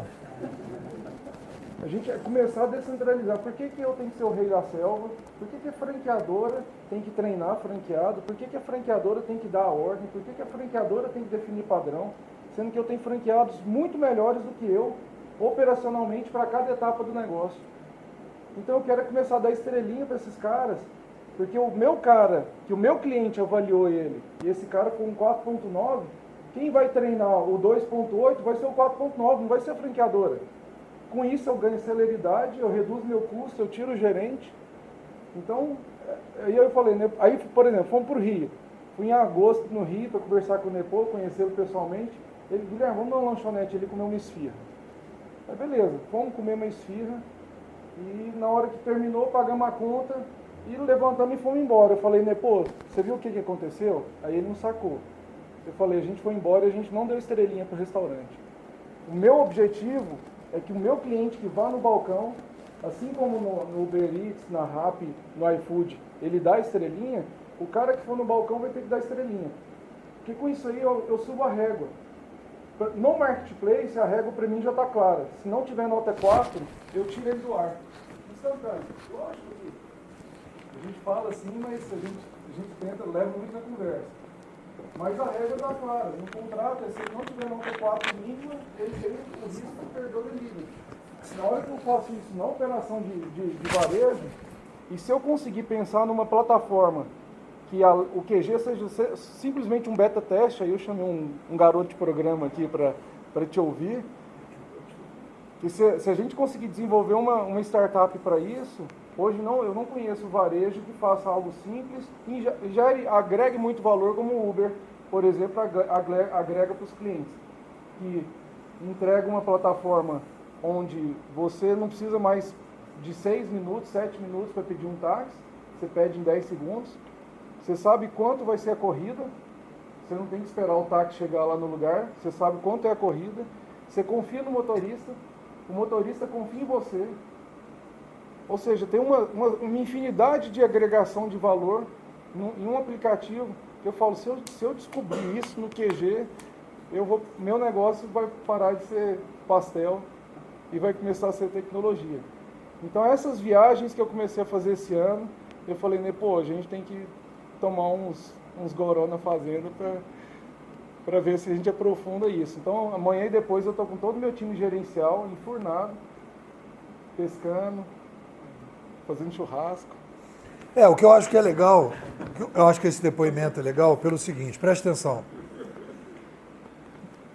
Todo o esforço que eu faço, quando eu comecei a estudar isso, eu tinha duas opções. É que nem você, o médico. Você imagina chegar ao médico, o cara vai para o médico e diz assim, o médico chega para ele e fala assim, olha, infelizmente eu queria dizer que o senhor está com câncer no pulmão. Aí o doutor fala assim, não, mas eu não tô legal de câncer de pulmão agora, doutor. Pô, sei lá, arranjei uma namorada nova. Não é bom para mim agora estar de câncer de pulmão. Arranja outro diagnóstico aí, doutor. Então o que você quer? Uma pneumonia? Não, pneumonia também não, um resfriado. Me dá aí um negócio. Então tá bom, finge que você não está com... Está dando para entender o papel do futurista? O futurista não pode dizer para o cliente o que ele quer ouvir. Ele tem que dizer, eu estou vendo isso. Ele pode. Quando ele começa a ver a possibilidade, ele é o cara do negócio. Ele está vendo o que muita gente não está vendo no mercado. É a cabeça dele que está conseguindo ver. Porque tem muita gente que me escuta, esse cara... Então, ele vai pescar e vai transformar o negócio. O que vai acontecer? Porque tem uma coisa que é interessante, é o seguinte, as empresas têm muita gente que ainda pega táxi. Aí você vai dizer, vamos acabar com os táxis? Não, tem muita gente que pega táxi, tem muita gente que vê televisão. Só que o consumidor jovem quer isso que você está falando. Ele não quer pegar táxi. Ele não... Na cabeça dos meus filhos, não existe essa possibilidade de ir para a rua pegar um táxi. Não, eles não sabem o que é isso. Ou é Uber, ou é 99, ou é Cabify. Não tem essa história de táxi. Imagina pegar um táxi que eu nem sei quem é esse cara. Não sei quantas estrelinhas ele tem. Não tem isso. Né? Então, a gente tem que pensar nesse jovem. E uma coisa que eu falo, Guilherme, é o seguinte, a gente tem que pensar no bebê que está nascendo. Esse é o cliente que a empresa tem que pensar. Esse bebê que está nascendo vai fazer o quê? Isso é pensamento estratégico. Não, o cara está pensando, né? Eu vou vender para o meu cliente, vou ficar aqui. Ele não está vendo que tem um bebê nascendo, que se os nossos filhos já estão com essa porra louquice, tu imagina os filhos dele. Se vão querer, nem Netflix vai fazer sentido para eles. Entendeu? Porque aí vai tudo caminhar para YouTube. Então, para eles não vai fazer sentido. Então, vai se perdendo, vai ficando obsoleto. Então, nós temos muita coisa para fazer amanhã. Fala. Você imagina que porque assim, esse mundo digital acontece, né? Nossa população, o envelhecimento é uma realidade, né? Viver mais é real. Mas tem uma população que não está inserida nesse mercado digital, né? Por exemplo, o público 60 mais, ele deve ter uma inserção nesse meio ser muito positiva de 60%. Quanto tempo você acha que esse processo ele vai? Qual é a velocidade? Olha só. Eu tenho uma sogra 3.0. Então eu acho que o problema não é a idade. O problema é a mentalidade. O problema é a placa-mãe de cada um. A minha sogra pega Uber direto. Ela joga não sei com quantas pessoas do mundo lá o joguinho dela. Ela tá na internet, WhatsApp para todo mundo. Toda hora ela me manda um fake news. Eu falo, sogrinha, isso é fake news. Ela tá... É a exceção que eu estou falando. Então, o que acontece?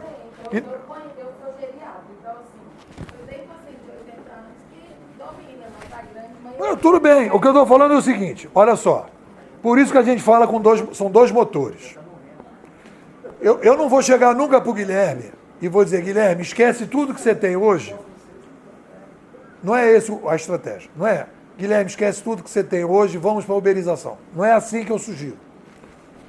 Motor 1. Inovação, digitalização. Melhorar o máximo que ele tiver com os clientes que ele tem, atender o melhor possível os clientes que ele tem. TV Globo. Atende lá até o último cliente que está assistindo, ganhando com os seus anúncios, etc. Tal, papá, digitalização. Mas não fica se iludindo que você vai pegar o público jovem na digitalização. Não vai. Essa que é a ilusão. Não vai atingir o público jovem. Você está digitalizando para o seu cliente atual. Continua. Ok? Motor 1. Motor 2. Equipe separada. Galera de mentalidade inovadora. Pessoal que gosta de ir para a praia deserta, sem barraca. Porque tem uma galera que só vai para a praia de barraca, quando tem barraca, cadeirinha, cervejinha gelada, camarão frito. Aí eu vou. Mas tem a galera que gosta de ir para a praia que ninguém foi. É esse pessoal que tem que vir para o Motor 2. Descobrir essa galera. Essa galera tem que ser impregnada desse discurso que eu estou fazendo, entender o tamanho do problema, entender a uberização, entender que aqui não tem gerente, que aqui não tem carteira assinada, que aqui é exponencial, e ver aonde tem mercado para atuar. Tem mercado de acupunturista, tem mercado de passeador de cachorro, tem mercado de manicure, tem de tudo. A galera está uberizando tudo. É o mercado em ascensão no Brasil. Tanto que eu acho, que eu estava conversando isso com os grupos hoje, que não pode mais falar de desemprego. Porque estão considerando o cara do Uber desempregado. Então chega para o cara do Uber e o cara não quer sair daqui. Hoje de manhã eu peguei com um cara e ele falou, olha, eu trabalhava numa empresa, meu chefe encheu o saco, eu prefiro estar no Uber. Eu trabalho mais, mas não me aborreço. Ele está desempregado? Ele está trabalhando. É parcerização, o nome que nós chegamos. Nós estamos falando de parcerização. Então, isso aqui é o que as empresas têm que fazer. As empresas têm que trabalhar no que a gente chama de bimodalidade. Cliente antigo, cliente novo. O que as empresas estão pensando? Ah, eu estou digitalizando, estou caminhando. Ela não está olhando para o cliente dela. Tem que olhar para o cliente. E esse cliente novo quer a uberização. Fala. Se você pudesse dar alguns exemplos no mercado tradicional, eu acho que realmente o que você colocou é um fato. Né? Querendo, gostando ou não, é um fato que está acontecendo.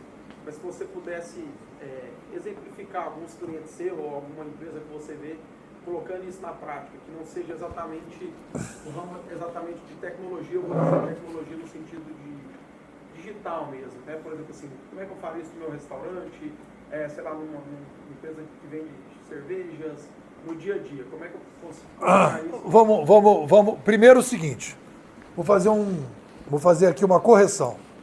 O Uber não é uma empresa de tecnologia. É um erro pensar isso. O Uber é uma empresa de mobilidade. Porque senão você vai dizer, eu vim de Azul. Azul é o quê? Ah, Azul é uma empresa de aviação. Não, mas se eu vim não é uma tecnologia. A Azul é uma empresa de mobilidade aérea, que tem as suas tecnologias daquele momento. A Azul não é uma empresa de tecnologia. Para ser mobilidade aérea, ela usa tecnologia. Então tem que ver qual é o problema que resolve. Vai jogar a uberização em cima disso. Pegar o caso de cerveja. Né? Plataformas de cerveja artesanal.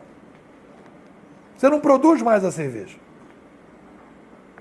Uma coisa importante na uberização, não tem controle de qualidade.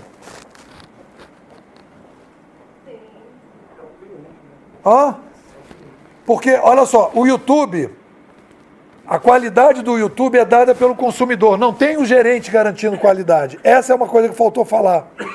Na uberização não tem controle de acervo, nem de qualidade. Eu transfiro a qualidade. Então, você monta uma plataforma de cerveja, que todas as cervejas artesanais vão entrando, e vão ganhando estrelinha, e você ganha no percentual das vendas. É o mercado livre de cerveja. Você não produz mais cerveja. Você deixa o pessoal produzir. O que é interessante nisso?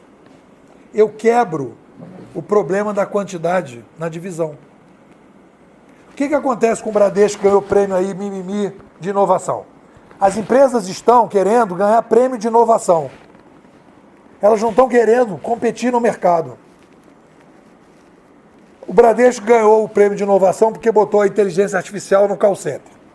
A mulherzinha, a mocinha lá ganhou. Ai, não sei o nome dela. Bia. Na verdade é o Watson. A Bia, o Watson, sei lá. Então, olha só o Bradesco. O Bradesco tem milhões de clientes, tem que botar a inteligência artificial. Está digitalizando? Tá. É legal? É. Tinha alternativa? Não tinha. Tá bacana? Tá. Mas para onde é que vai o banco? Personalização descentralizada.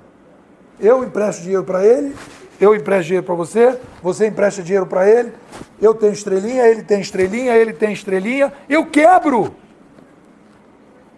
Eu não preciso ser milhões vertical. São milhões negociando um com os outros, na base das estrelinhas. Então, tudo que a gente pensar de negócio, tem que pensar o seguinte, é atendimento personalizado VIP, é qualidade, mas é tete a tete. A plataforma faz o negócio. Quando a gente fala isso, galera, mas o Uber centralizou, isso é passageiro. Esse é o meu prognóstico, a minha aposta. Se eu tiver equivocado, vamos ver. Nós ainda vamos ver isso. Não vai estar tão longe. Já aparece a uberização do Uber com blockchain. Qual é o problema do Uber? É uma plataforma centralizada. Se eu consigo uma plataforma descentralizada com estrelinha, eu mato o Uber. Eu vou ter disputa entre Ubers. E vou dar estrelinha. Porque eu também falo para a galera o seguinte, no Uber todo mundo avalia todo mundo, certo? Mas ninguém avalia o Uber. A galera não está gostando disso. Então o que eu vou criar? Eu vou criar um Uber que possa ser avaliado também. E aí eu vou escolher o melhor Uber a cada momento. Tem tecnologia para isso? Não. Nepô está viajando na maionese? Tô. Mas eu percebo, eu deduzo que é para lá que a gente vai caminhar. Seria um conjunto de boas práticas assim, para você dar sequência desse. Qual seria o núcleo do saber dessa uberização? Seria um conjunto de boas práticas? Não, a uberização é o seguinte, o coordenador da plataforma, ele é o responsável para que as estrelinhas funcionem bem. Ele é uma espécie de rainha do formigueiro. É mais ou menos que nem a Dilma, não apitava nada. Ela deixa as coisas acontecerem, tá entendendo? Deixa as coisas acontecerem. É isso que tem que funcionar. Você tem que criar um algoritmo que permita que você defina, por exemplo, como é seu nome? Odilon é chato pra caramba. Desculpe, Odilon, mas eu vou usar o Odilon. Odilon é chato pra caramba. Ele acha que o motorista do Uber tem que, toda vez que ele entra, tem que dizer senhor Odilon, bom dia. Se não disser senhor Odilon, bom dia, é 2 estrelas. Aí o algoritmo vai baixar o negócio. O que o algoritmo tem que ver? Odilon é um cara chato pra caramba. Então eu descarto o Odilon, porque ele não dá nota para ninguém. Então eu tenho que criar, eu tenho que aprender. Uma vez eu fiz várias entrevistas com os taxistas. Aí o cara me contou uma história. Foi o seguinte, entrou um cara no carro, não era nem Uber, era Taxi Beat. Olha, eu não vou dar 5 estrelas para o senhor, não. Aí o motorista fala, pô, você não gostou do jeito que eu estou dirigindo? Não, tá ótimo. Não gostou do carro? Não, seu carro está ótimo. Eu fui desagradável com o senhor? Não, desagradável nenhum. Então o que é o problema? Você acha que um vascaíno vai dar 5 estrelas para um flamenguista? Tá de sacanagem comigo. Então, como é que a plataforma vai ver isso? Então o que você tem que fazer? Você tem que ir sofisticando o algoritmo a partir da cultura, para o algoritmo ficar cada vez mais robusto. Não é quantidade só. Você tem que saber o que você descarta, o que você não descarta, qual é a média, como é que você faz. É um trabalho constante de aprendizagem. Fala, depois vamos. Viajando um pouco com você, ou não, talvez, traçando um paralelo em relação assim, à questão daquele seriado do Black Mirror, né, com queda livre, que as pessoas, de acordo com o que elas vão se encontrando, elas têm que dar estrelas. Né? Hoje em dia a gente já vê isso, a questão, né, que você falou, né? Do rapaz, a questão do Uber, a gente vê a questão de banco, né? 5 estrelas. A questão agora também, né, das startups, tem também a questão agora das pessoas que vão ter o crédito, né? Que você faz lá o cadastro, né? Do bom é pagador. Assim, vai gerar também esse algoritmo que vai falar assim, ó, esse aqui é uma pessoa tipo 5 estrelas e tudo mais. E você imagina, talvez, um futuro próximo, muito parecido com aquilo, tipo assim, as pessoas que vão viver à margem das 5 estrelas, ou que vai acontecer alguma coisa parecida com aquilo. Já está acontecendo, né? Olha só, vamos colocar da seguinte forma.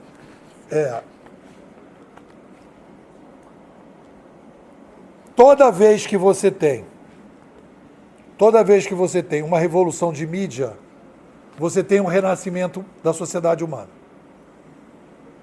Então eu não estou falando assim, pô, você é... Minha mulher fala assim, você é muito otimista. Todo dia ela fala para mim, você é muito otimista. Né? Eu falo, não. Eu, por exemplo, em relação à Argentina, eu estou pessimista. Eu estou pessimista em relação à Argentina. Eu estou otimista em relação ao Brasil. Eu estou pessimista ainda em relação à Venezuela. Eu estou pessimista, pelos dados que eu tenho. Em relação ao futuro geral para a sociedade, eu estou otimista. Por quê? Toda vez que nós tivemos uma revolução civilizacional, um conjunto enorme de problemas que não tinham solução, passaram a ter. A gente vai reinventar a sociedade humana com novos parâmetros. Só que a gente não resolve. O ser humano não vai para o paraíso. Nós vamos ter novos problemas, mas os velhos problemas poderão agora começar a ser resolvidos com a uberização, em várias áreas. Tem uma coisa que é interessante, que é o seguinte, olha só. Depois eu vou fazer um geral para perguntar o que vocês acharam, para a gente fechar.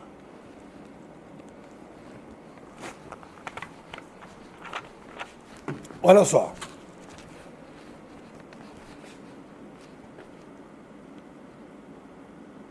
Você imagina uma mamãe. Mamãe tem um filhinho, filho único. Você ia perguntar também, vou deixar de perguntar, depois a gente fala. Mamãe tem filho único. Aí mamãe, comidinha na boca. Meu filho, seu sapatinho está desamarrado. Vai lá, amarra o sapatinho. Ai, coitadinho, não sei o que, a roupinha dele. Vamos vestir a roupinha. Filho único. Aí ela assim, vamos ter mais um, só pra gente fechar o caixão. Então tá, vamos lá, tem mais um. Aí tem mais um. Aí vem 3. De 1 passa para 4. Você acha que os 3 que vêm vai ter sapatinho amarrado? Comidinha na boca? Fala, meu filho, olha só, amarra o sapatinho aí, que tá na hora de ir pra escola, amarra de aí, tal. E o mimadão vai falar assim, não, o que amarra pra mim? Aí os mais novos vão, peraí, que vai ter um conflito. Por que acontece isso? Então o que eu quero mostrar para vocês é o seguinte, conforme a gente vai aumentando a população, nós temos que obrigatoriamente aumentar a responsabilidade de cada indivíduo. Isso não é opcional, é obrigatório. Todos os países que quiserem ter prosperidade terão que aumentar a responsabilidade dos seus indivíduos para tomarem mais decisões. O Uber é um exemplo típico disso. O cara chega, meu irmão, está aqui o aplicativo, você se vira com o seu passageiro. Você atende do jeito que você quiser. Só que você vai ser avaliado. É a responsabilização do motorista e a responsabilização do passageiro também. Porque o passageiro também é avaliado. Então a gente está aumentando a responsabilização de todo mundo. Todo mundo hoje é responsável pelo que publica, pelo que compartilha. Então esse aumento de responsabilização individual foi o que permitiu o surgimento da República. Porque na monarquia as pessoas eram muito mais dependentes. Termina a escravidão, você cria a carteira assinada e diz para o cara, meu irmão, Agora está aqui um salário para você e você escolhe onde você vai morar, escolhe a roupa que você vai usar, escolhe o que você vai comer. O escravo, malandro, não tinha nada disso. Mas o senhor feudal ou o escravocrata tinha que fazer tudo aquilo para aquele tudo. Não dava, não era sustentável. Então o modelo da escravidão acabou, o da carteira assinada vai acabar para a parceirização. O aumento da responsabilidade é uma obrigação. Não é opcional, a gente vai ter que fazer isso. Senão a gente vai viver uma sociedade. Pode viver uma sociedade sem isso? Pode. Mas aí vira a zona de abandono. Todo mundo sai, né? É o caso típico da Venezuela. Saíram 4 milhões de pessoas, a maior migração da história. Por quê? Porque você centraliza, você não consegue resolver o problema, todo mundo vai embora. Fala. Eu gostei muito do conceito seu de bimodalidade, né? Agora, para entender um pouquinho melhor, né, usando o exemplo que o Guilherme colocou, você falou no seu exemplo que, pô, não vamos abandonar o negócio, vamos lá ser o melhor, vamos digitalizar e vamos pensar em outro negócio. Esse que é o conceito da bimodalidade. Isso. No exemplo que o Guilherme deu, que ele vai dar estrelinha lá, 4.8, 4.7, isso ainda é digitalização ou ele já está no outro? Não, ali ele tem uma digitalização. Por exemplo, a Gol, quando você termina o voo, você tem estrelinha, você dá estrelinha para a tripulação. Então você está usando de maneira cirúrgica a uberização dentro do modelo atual. Então ainda é o modelo antigo. Você pode fazer e tal. Agora, quando a gente fala de atingir o público jovem de maneira exponencial para milhões, aí você tem que ir para o motor 2. Ele pode fazer isso, e ele pode criar o motor 2, e ele pode não fazer essa startup. Ele pode só se aculturar. O importante, que eu acho, como é teu nome? Kleber. Kleber, o que eu acho que é importante? É o empreendedor entender até onde pode ir o negócio dele para o atual cliente e o que ele tem que fazer para o novo cliente. E fazer uma análise até onde que ele está disposto a encarar o futuro. Se o cara falar, não, eu sou um cara mais conservador, vou ficar aqui mesmo, depois se uberizar e eu perder negócio, eu vou fazer outra coisa, eu não quero entrar nisso aqui. Mas se eu chegar à conclusão que o meu negócio não é uberizável, ou todo negócio é uberizável? Para mim, tudo será uberizável. Tudo, 100%? Tudo, 100%. Porque... Sempre em marketplace, tipo assim, como por exemplo, você sugeriu a questão da cervejaria. Na verdade, falando especificamente lá, na verdade ela é uma produtora, né, de cerveja. No caso, a sugestão que você deu seria um marketplace de cervejarias, que já até existe. Mas aí, no caso, você não seria um marketplace. olha só. Outra coisa que eu quero mostrar no preview. Meu franqueado vai começar a avaliar meus departamentos da franqueadora. Então, ele pediu alguma coisa para o marketing foi lá devolver o estrelinha. Eu vou atrelar as estrelinhas da franqueadora ao bônus do departamento. Isso aí já é um pouco que tem no call center. É o início, o call center é assim, ontem eu liguei para a Azul para resolver o problema, dei estrelinha para os caras. Então isso é possível. Esse é um debate que a gente tem interno, da uberização. Tem uma galera dentro da escola que acha que nem tudo é uberizável, tá? Mas o que eu digo é o seguinte.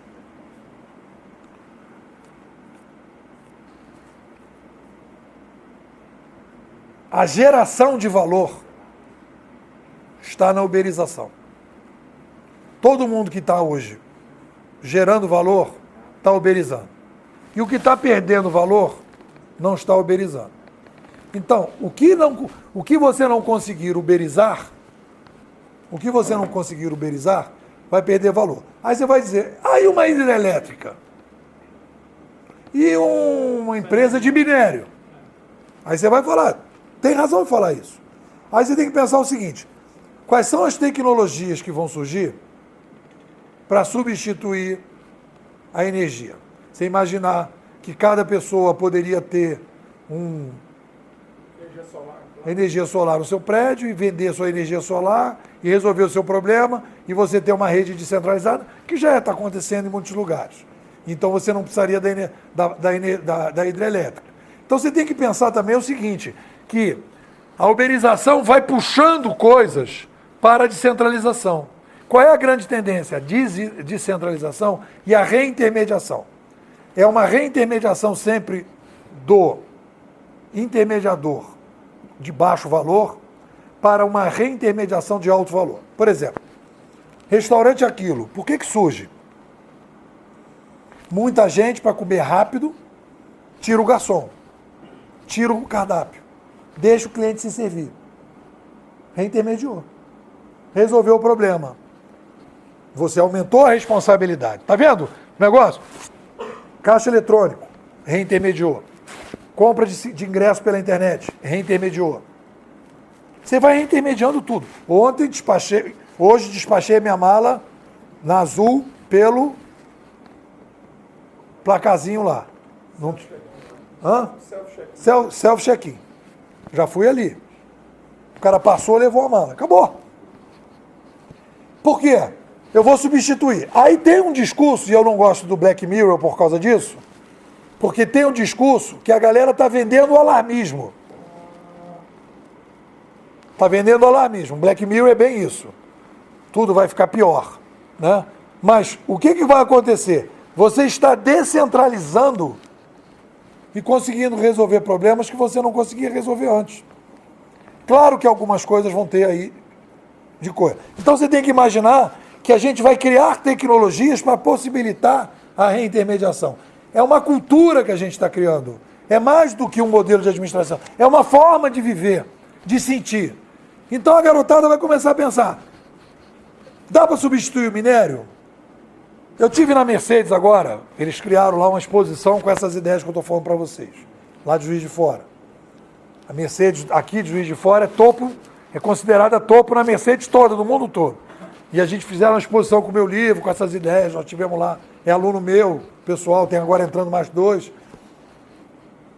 A gente começou a pensar, o que seria esse troço? Você começar a imprimir carro, fazer impressoras de carro, um marketplace de impressora de carro. Em vez de ter uma Mercedes centralizada, e você imprimir carro nos lugares. Não precisa transportar, é muito mais barato. Então você pode, sabe? Então a tendência é essa, é pensar coisas fora do padrão.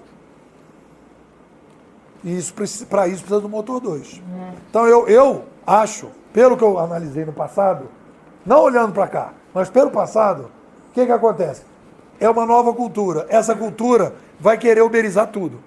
Vai querer reintermediar tudo, vai querer aumentar qualidade na quantidade, quantidade na qualidade, que é o que promete a uberização. É exponencial. O que é exponencial? É que você tem uma outra relação de custo-benefício. Isso que é exponencial na uberização. Tem gente que fala de organização exponencial. Não existe organização exponencial.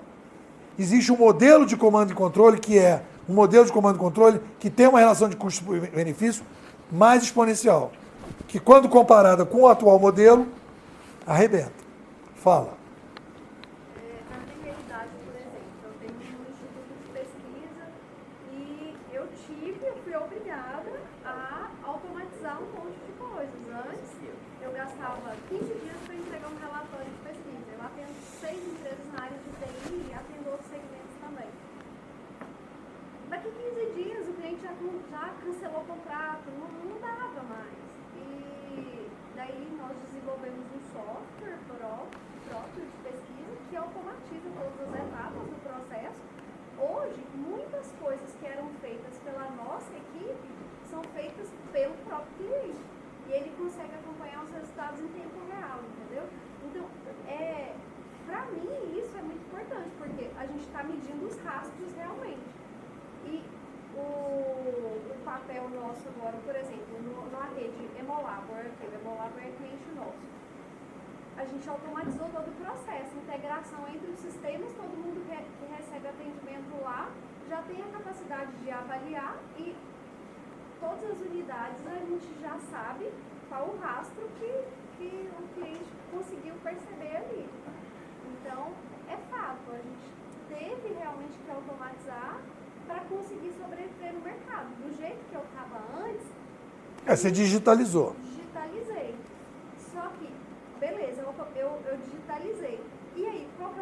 passo. Você imaginar, por exemplo, que numa uberização, tem muito dado ali na uberização que as pessoas não estão pegando.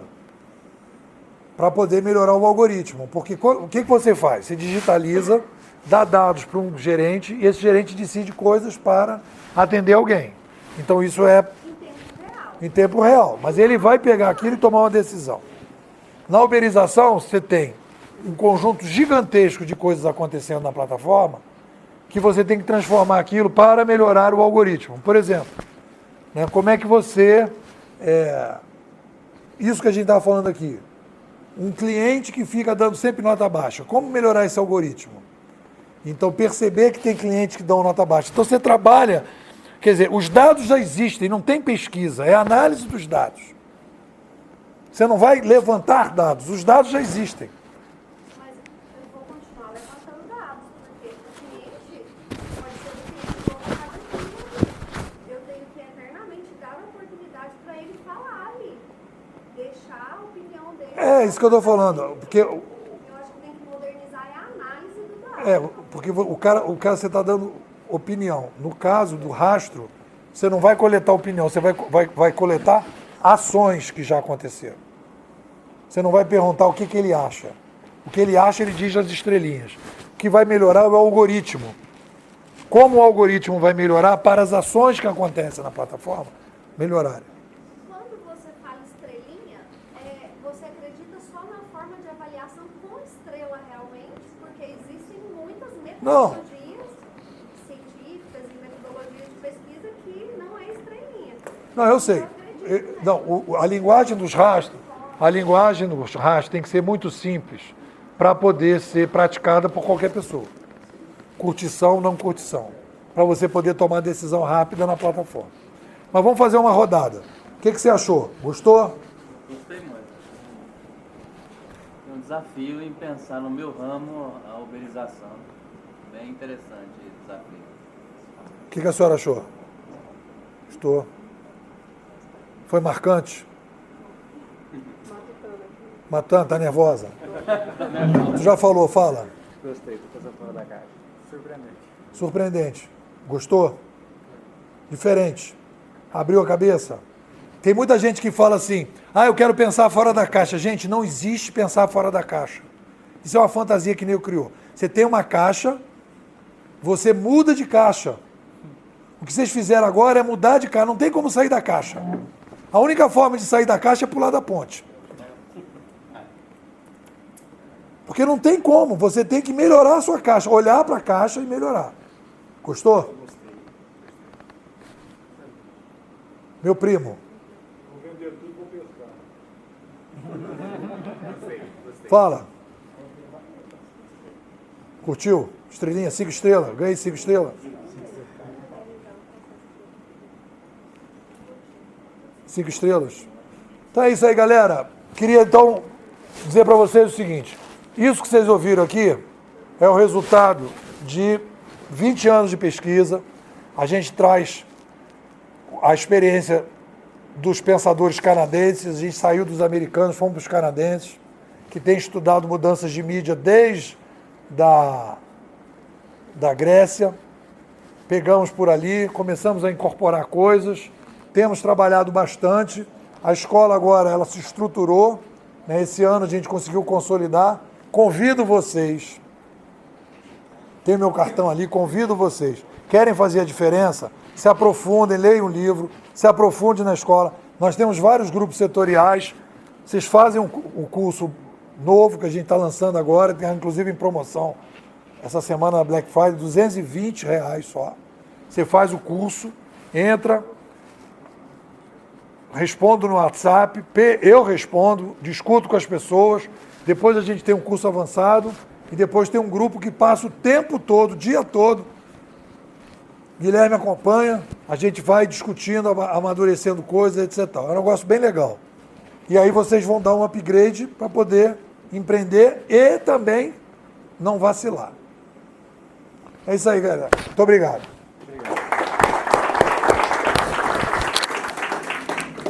Quem quiser que autografe, me diz que eu vou